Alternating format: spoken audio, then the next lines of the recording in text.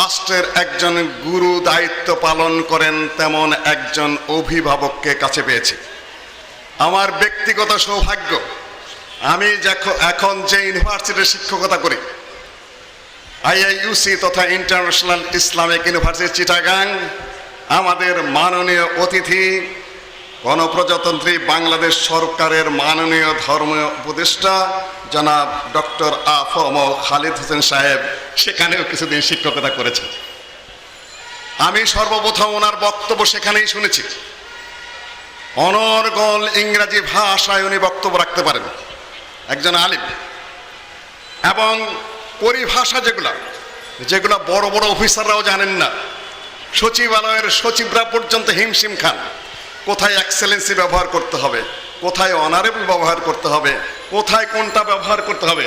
আরবিতে, ইংরাজিতে, সকল ভাষায় সব কিছু নিখুঁতভাবে প্রয়োগ করে যিনি গুরুত্বপূর্ণ বক্তব্য ইংরাজিতেও রাখতে পারেন, অর্থাৎ সর্বমোট 5টি ভাষায় তিনি দক্ষ। এটা বাংলাদেশের ধর্ম মন্ত্রণালয়ের জন্য এটা অত্যন্ত গুরুত্বপূর্ণ এবং গর্বের ব্যাপার।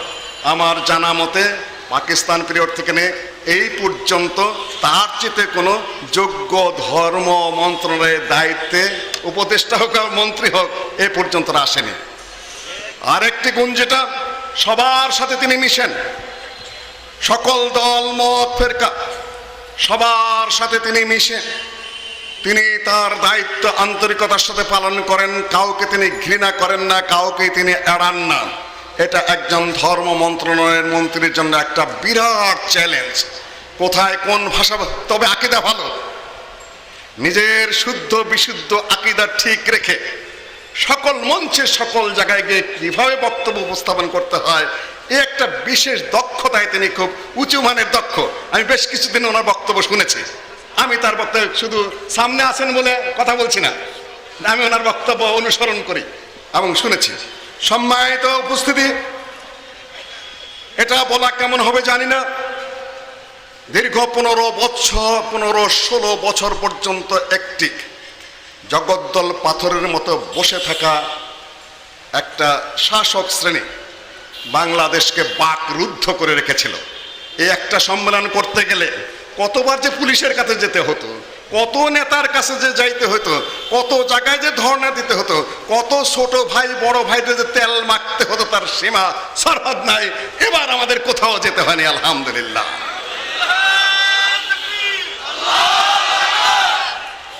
আমরা এখন জবান পেয়েছি, মুখ খুলে কথা বলতে পারছি। আমরা এখন স্বাধীন এই দিক থেকেও।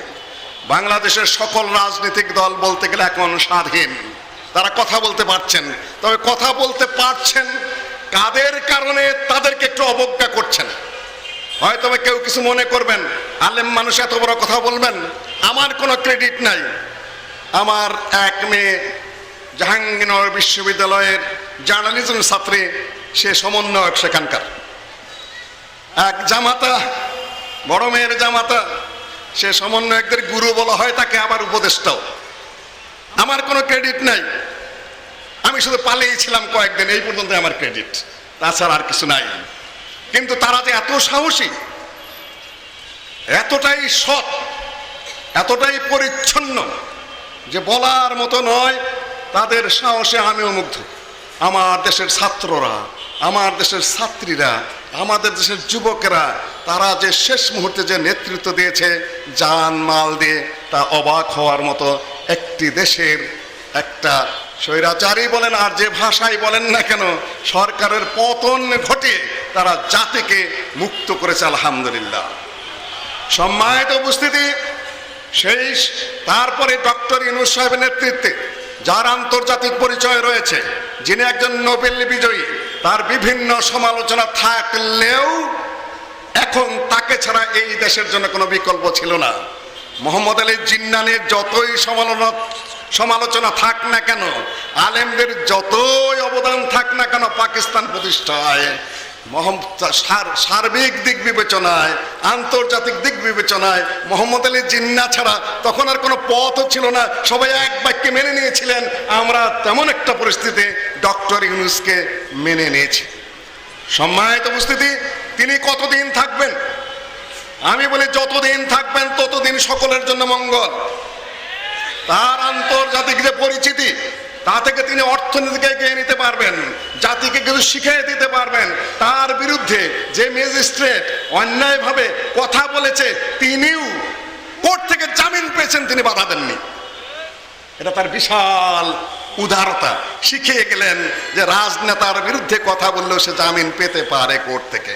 অনেকে বলে জামিন দিলে কেন? আমি বলি উদারতা কায়েম করেছেন, দৃষ্টান্ত স্থাপন করেছেন। অনেক অস্ত্র শস্ত্র আনতে হবে আন্তর্জাতিক পরিচিতির মাধ্যমে, তা পারমাণবিক কর্মসূচি শুরু করতে হবে, বড় বড় ফাইটার আনতে হবে, ট্যাঙ্ক সংযোগ করতে হবে, রণতরী সংযোগ করতে হবে। বহু কিছু সংযোগে দেশকে এগিয়ে নিতে হলে ডক্টর ইউনূসকে থাকতে হবে। ক্ষমশক্তি না থাকলে তাকে গণে না, গণনায় ধরতে গেলে তাকে আরো কিছুদিন থাকতে হবে। আর যারা এত কষ্ট করে দেশটাকে এই পর্যন্ত নিয়ে এসেছে, সে ব্যাপারে আপনারা এত অতিষ্ঠ, এত চঞ্চল হয়ে পড়েছেন কেন? সুযোগ দেন, থাকতে দেন কিছুদিন। নির্বাচন হলে তো কে আসবে? আসবেন। সম্মানিত উপস্থিতি, আমাদের মাননীয় ধর্ম উপদেষ্টা, আগেই বলেছি, সকল দিক বিবেচনা করে তিনি এখন শ্রেষ্ঠত্বের আসনে আছেন, তার স্বীয় আসনের জন্য।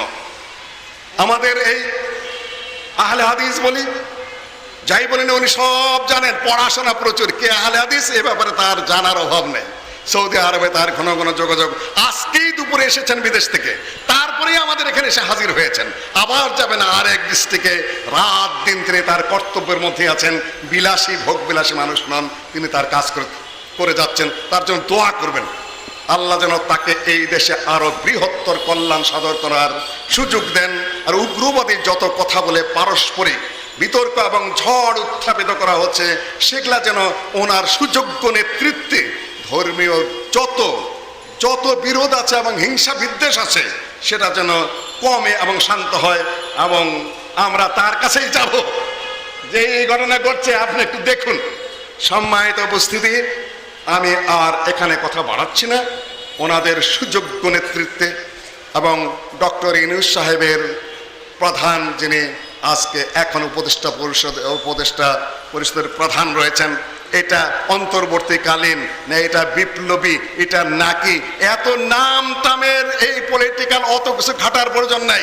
ওনারা আছেন, কিছুদিন কাজ করতে দেন। আলহামদুলিল্লাহ, এইটুকু আমরা আবেদন জানাবো। দেশের কর্মকর্তা, পুলিশ বাহিনী, তারপর সামরিক বাহিনী সহ আমলাতন্ত্রের যত কর্মকর্তা আছেন, বিচার বিভাগ, আইন, তারপরে যত আছেন, সবাইকে অনুরোধ করব তাদেরকে সহযোগিতা করার জন্য। আমরা আহলে হাদিস জামাত এবং আহলে হাদিস ছাত্র সমাজের পক্ষ থেকে সার্বিকভাবে সহযোগিতা করার জন্য প্রস্তুত, ইনশাআল্লাহ। আপনাকে হাত তুলেন। আমরা সহযোগিতা করার জন্য প্রস্তুত, ইনশাআল্লাহ। এদেশে 3.5 থেকে 4 কোটি আহলে হাদিস আমরা বসবাস করি। আমরাই শুধু প্রতিনিধিত্ব করি না। ডক্টর আব্দুল্লাহ ফারুক আসবেন এবং ডক্টর মুজাফফর এসেছিলেন, অবশ্য চলে গেছেন। সকলের ওনাদের সম্মেলন আছে, আমন্ত্রণ করবেন। আশা করি তাদের বড় বড় সম্মেলনেও তিনি উপস্থিত হবেন। আমরা ইনশাআল্লাহ 3.5 এবং 4 কোটি আহলে হাদিসের পক্ষ থেকে আমরা এতটুকু আশ্বস্ত করতে চাই, যতদিন তারা নেক পথে সৎ কাজ করে যাবেন, আমরা সৎ কাজের পক্ষে থাকব এবং তাদেরকে সহযোগিতা জানানোর চেষ্টা করব, ইনশাআল্লাহ। এতটুকু বলে আমি আমার সংক্ষিপ্ত বক্তব্য এখানে শেষ করছি। আল্লাহ ওনাকে দীর্ঘায়ু দান করুন, সুস্থতার সাথে দেশ, জাতি এবং ধর্মের জন্য চূড়ান্ত সেবা প্রদান করার তৌফিক দান করুন। ওনার সন্তানদের এবং পরিবারকে ভালো রাখুন। আসসালামু আলাইকুম রহমতুল্লাহ।